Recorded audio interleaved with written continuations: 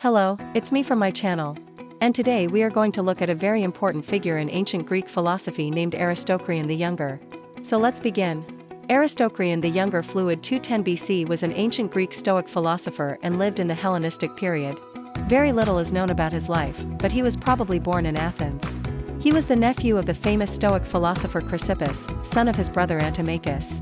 We know that he had at least one brother named Antimachus Aristocrates, who was also a philosopher.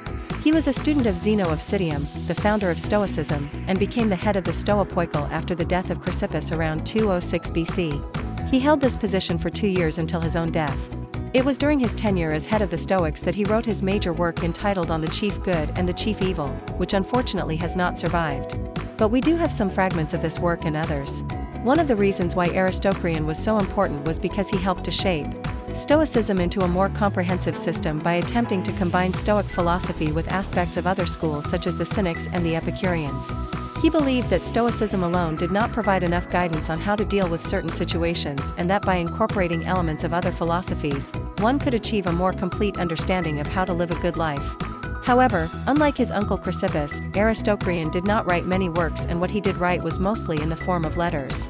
His extant works include 37 letters addressed to a friend named Brutus, and these letters cover a wide range of topics from ethics to physics to rhetoric.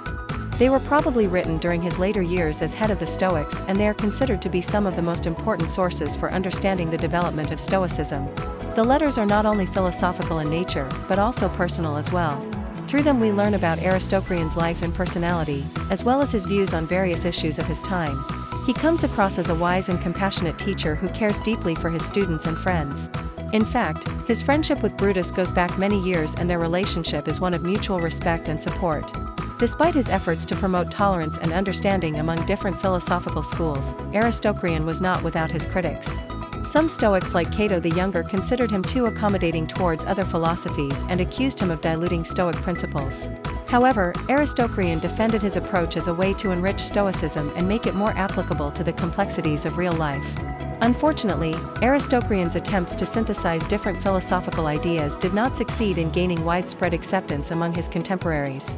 And after his death, Stoicism largely abandoned his more inclusive approach and became more rigid and dogmatic under the influence of Seneca and his successors.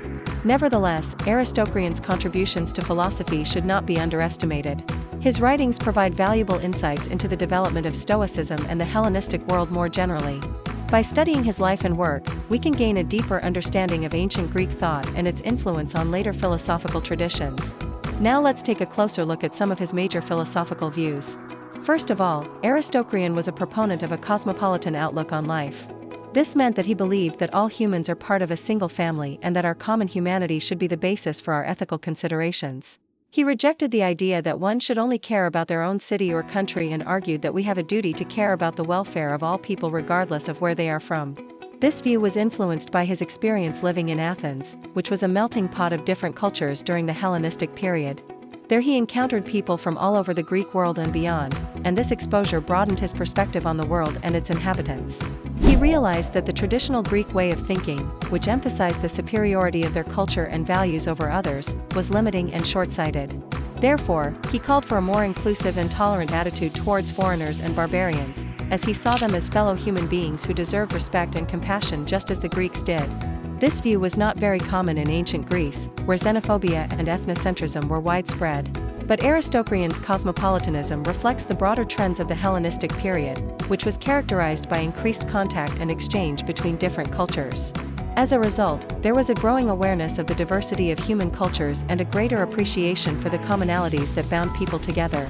Aristocrates' emphasis on cosmopolitanism was an important contribution to the development of ethics because it broadened the scope of ethical consideration to include all humans rather than just a select few. This paved the way for a more universal and inclusive understanding of ethics, which has had a lasting impact on Western thought. Furthermore, Aristocrates was a strong advocate for the importance of friendship and mutual aid. He believed that humans are social creatures who need each other's help and support to live a good life. In his letters to Brutus, he frequently talks about the importance of having friends who can offer guidance, comfort, and encouragement. For Aristocrates, friendship was not just about enjoying each other's company or having fun. It was also about being there for each other in times of need and helping each other to overcome obstacles and achieve our goals. He recognized that life is full of challenges and that we all need someone to lean on when we are struggling. Therefore, he encouraged his students and friends to cultivate meaningful relationships and to be reliable and supportive friends themselves. This emphasis on friendship and mutual aid was another important contribution to the development of ethics because it highlighted the role of community and interdependence in our ability to live a good life. It also provided a more concrete and practical approach to ethics by emphasizing the importance of cultivating good character traits such as trustworthiness, empathy, and benevolence. Moreover, Aristocrates' approach to ethics was highly influential in shaping the Stoics' attitude towards emotions. He believed that emotions such as anger, fear, and grief are natural and inevitable parts of the human experience and should not be suppressed or avoided. Instead, he argued that we should learn how to manage our emotions and use them to our advantage. In his letters, he frequently discusses the importance of self-control and the need to avoid being overly dominated by our emotions. However, he does not advocate for a life devoid of emotions, but rather for a life in which emotions are acknowledged and channeled appropriately. This nuanced approach to emotions was a departure from the traditional Stoic view, which had often been interpreted as advocating for a life of emotional detachment and indifference. By emphasizing the importance of managing emotions rather than suppressing them, Aristocrates helped to make Stoicism more appealing and accessible to a wider audience.